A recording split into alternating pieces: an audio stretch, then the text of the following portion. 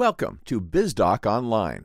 This is an overview of the tools in this web application that are designed for business entities. There are actually two websites. There's a .NET site used by business service companies to create client accounts, and a .com site that contains the client accounts. To create a client account, click the Reseller Login button.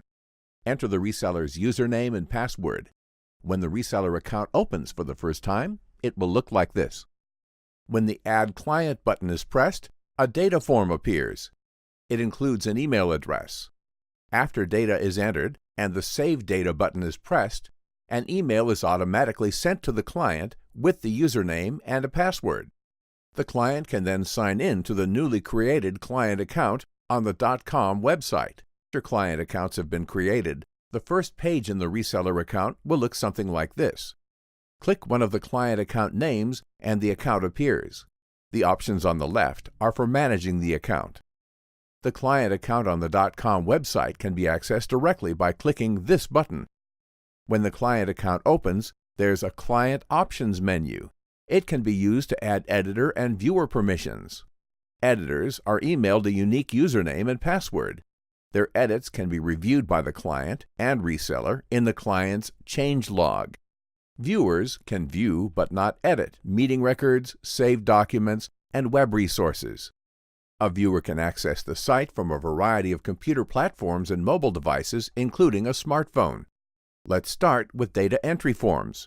We'll move through this rather quickly.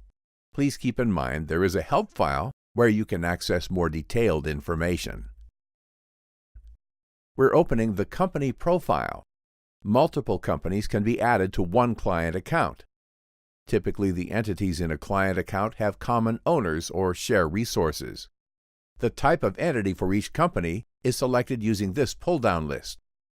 Data throughout the application changes when a company record of a different entity type is selected. We'll open the Titles and Responsibilities form to show how data changes when a different entity type is selected. Notice how the titles change. Titles, terms, and entire documents change based on the type of business entity. If default titles or terms are not exactly what's needed, they can be changed too. The People profile lists the names of everyone associated with the companies on the company profile. To clarify, associated includes owners, directors, officers, and employees, or their equivalent for different types of entities. Select the name of a person and checkmark the names of the companies the person is associated with. We're opening the Titles and Responsibilities form. When a company name is selected, the names of the people associated with the selected company, identified on the People profile, appear on the form.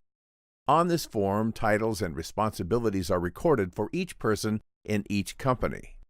Titles assigned here determine names of people that appear in documents. For example, the name of the secretary for a company is inserted in the signature block in many documents, with the title Secretary following the person's name. When an owner is a group of people or a company that's not tracked on the company profile, their names are added to the Group Owners form. There are two types of owner rosters in this application. One is for companies that don't trade ownership.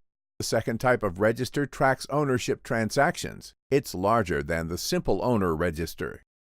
Open the Enter Transactions form to add transactions.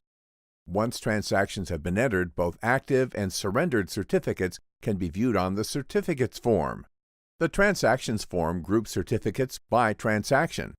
The Ownership form lists current owners and the amount of their ownership. This is the Resources form. Here companies are matched with professional resources. A company's resource, like an attorney or accountant, is inserted into documents. The Create Documents form lists document titles. The application contains more than 200 documents where data is dynamically inserted from the online database. The application includes operational documents, meeting minutes, notices, proxies, and more. It includes resolutions to be voted on at a meeting and in lieu of a meeting. Right now, a corporation is selected. Notice how the document titles change when the name of a limited liability company is selected. When we select a document title, questions appear. There is usually a default answer from the database for each question. The default answer can be changed if needed.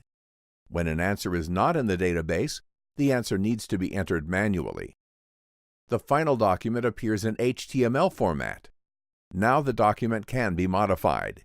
It can then be saved to the Saved Documents form, where it can be reviewed later, or the document can be downloaded. There are many features not described in this overview that are described in detail in the online tutorials. A 30-day free trial is a great way to let clients and principals evaluate this cutting-edge web application.